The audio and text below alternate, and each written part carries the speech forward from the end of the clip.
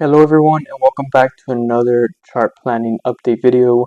For this one, I'm going to be covering Bitcoin and Mara stock at the same time. I wasn't planning on making a video tonight, but due to Bitcoin's recent dip, like very recent dip, it started happening like an hour ago. I really want to cover this. It's very important, especially for Mara stock this week, and as well as some other stuff happening this week as well. And I got my Bitcoin shirt. Oh, microphone. My Bitcoin shirt because I love it. I love wearing this T-shirt. I think it's super cool.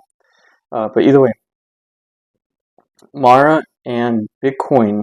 Everything I say in this video is not financial advice, and I want to make that very clear. I am not recommending anyone to buy or sell anything in this video. I'm just giving you guys my general opinion, my view on these two assets, and what I believe is going on personally. Now, to get started, I'm going to move this to the side and we'll focus on Bitcoin for a moment. I'm not going to go over the bigger picture trends. I break that down in the last Mara video, and I break that down in the last Bitcoin video. So you guys can check that out if you want to better understand my bigger picture scenario and where we're at currently. But as we all know, if you watch previous videos, we are currently on the working our way on the first wave of an overall fifth wave that can bring us up into $100,000 plus. And you know, I like to structure my bullish scenarios or bullish structures in 5 wave moves up, and every move up, first wave, third wave, and fifth wave will all be broken down within smaller 5 wave structures as well.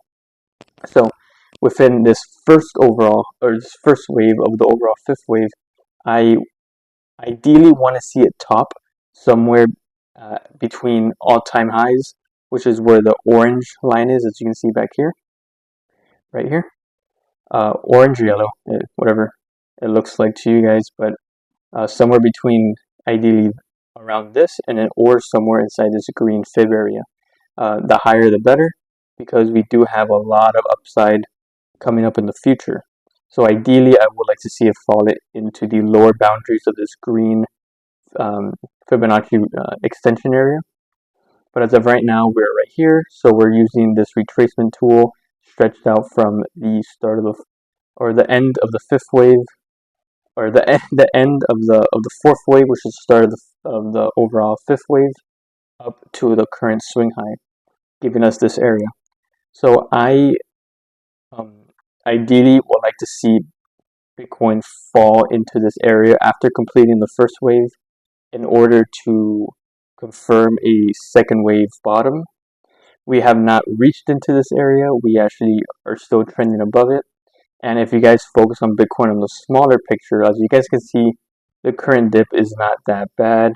But if you're someone that, looks at the smaller time frame, or even less than 15 minutes, this looks terrible. It looks very scary, even though we're still holding this up.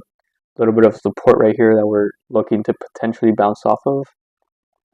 But the reason this is very important is because I've been very much focused on Mara stock this week, because we do have the Bitcoin meeting or conference happening later this week. It's currently almost midnight Monday, July 22 as of recording this. And so let me go back to Bitcoin real quick. So let me go back to the 4 hour. So ideally, I would like to see the first wave still stretch higher than this. But if we do happen to dip or continue dipping and we fall into this blue retracement area, this is where a early second wave, we'll be looking at an early second wave. At least in my opinion, it's an early second wave, which is completely fine. That means that this will be invalidated, and then this green area will actually be a bit higher, potentially closer to $90,000 if we do get an early second wave. But since we don't have that yet, I'm anticipating that the first wave will be up here. But if we do have an early first wave end, we get into the second wave, most likely when I reinsert this extension area, it will be a bit higher, definitely above higher 85,000 most likely, roughly $90,000.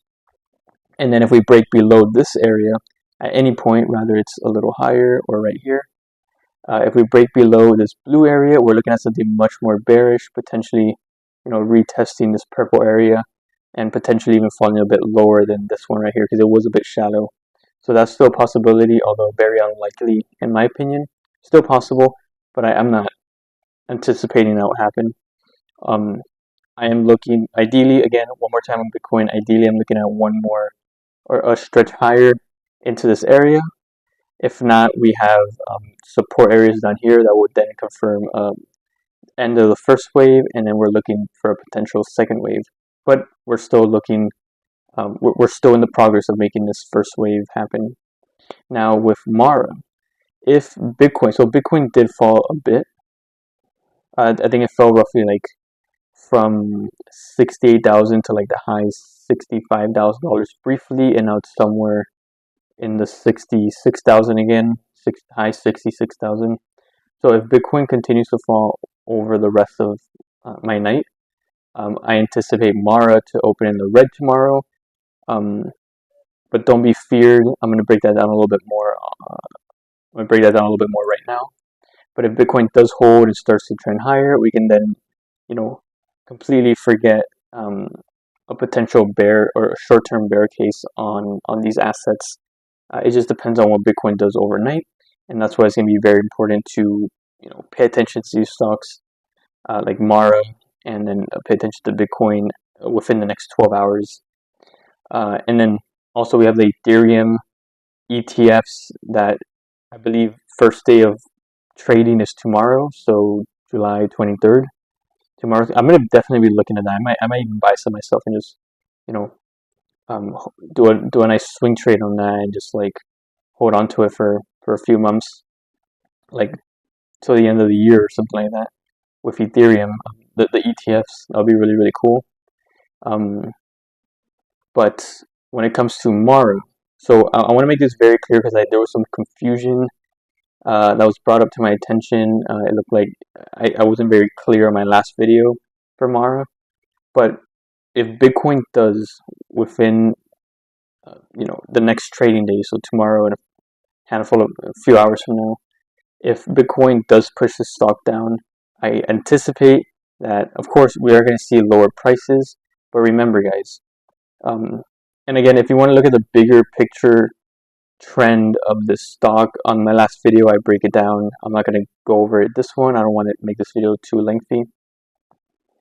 But we did complete recently a second wave, and now we completed an overall first wave of a bigger picture fifth wave on this stock as well. That can bring us up to over $40 a share, potentially. Again, these are just my own personal estimates and what I am using to trade.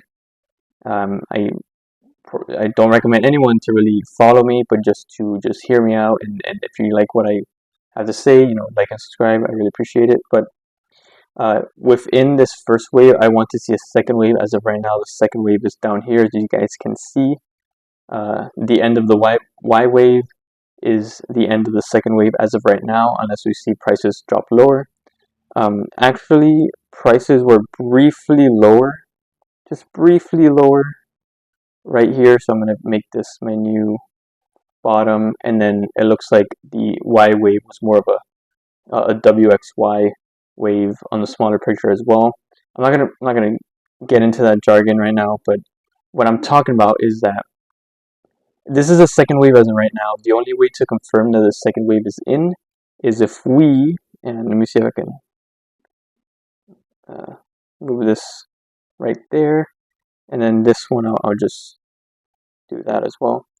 So I want to see prices go up and hold the premium levels of this retracement area and then break higher. If we can, break above this orange retracement zone, I will say that the second wave is in. But since we have not, Potentially the second wave can stretch down a bit more further. Potentially tomorrow, if Bitcoin, stays slightly lower and doesn't pump, causing the stock to, have some fear and have people sell out of it. So tomorrow, potentially, we could see the stock fall lower if Mara doesn't hold higher. I mean, if Bitcoin doesn't hold higher, which means we're still inside my ideal second wave support area. So this yellow line is just a previous swing high, but yeah. So like I'm not trying to overcomplicate it, but if you look back like a few videos ago, I've had this blue retracement area drawn out and left there. Um, you know, for quite some time, and I kept saying that if we see um, the price fall into the blue area, that's a end of the first wave. So the first wave is complete, and we can start looking for support, which will be the end of the second wave in this blue area. We did break into it, and we are finding some support a little bit above the 0.5 retracement area, but we're still in there. We're still in the zone, which means that we can still potentially see lower prices even in the bottom discounted half of this retracement area that I like to use. Anything below 0.618 is where things become real bearish if we prices break below 0.618 and hold below it. So anything in this zone is completely fine. I will be cutting, I'll be just selling out of all my losses, and it just, a stop loss below this down here. So potentially like $21.20 or $21 and even 50 cents. That's where I'm going to start being a lot more cautious and start cutting my positions, because I personally believe that the second wave um, will bottom somewhere in this area. As of right now, like I said multiple times, we have a bottom in right now, but it's not confirmed until we see bullish momentum in this orange zone up here, and then break over it and hold. That's how I am going to say that the second wave is in. Now we see prices go lower, I will adjust the orange zone to better fit the prices. But as of right now, again, one more time, we don't have that yet, which means we can still continue to find support in this blue area. I am not a wizard. I don't know what prices will exactly where they're going to bottom at or how high they're going to go. I like to trade with fib zones. I like to have a zone where I shave off positions and I add some in. A break below, say, a support zone, that's where I just cut my losses and I start looking for a break of structure in the opposite direction. I start looking for a new setup. As of right now, my setup is, and I'm going to make this very clear, my own personal setup is find support in this blue area. That support will be confirmed once we start seeing bullish momentum in that orange area up there. Super simple. That's how I'm doing it. I don't recommend anyone follow this. This is how I'm doing it, because it's what makes sense to me, and it's just what I feel most comfortable with. So that's what I got. Bitcoin. Don't be alarmed. Like it's looking out of breath. Like I need to breathe. I feel like I'm explaining a ton of things at the same time. But yeah, like the drop we've had today. Don't be scared. Like this is barely nothing. We can potentially see prices fall even more to this blue area, which will be like $5,000 or $6,000 lower. Keep that in mind. That's a very high possibility, because this is our Bitcoin short-term support for our overall bullish momentum. So even if prices were to fall $5,000, $6,000 into this area, it's still bullish, because that is my correction support area for then the second wave to be completed, and then we can move higher. Although ideally, I would like to see, like I said before, prices break, or the first wave end up here, and then this will be our new support area. But we're not there yet. and then so it's very likely for prices to fall more, and then potentially that can even cause Mara to. I'm not going to try to repeat myself too much. That can potentially cause Mara to fall below $20 once again. Extremely possible, and I understand that risk.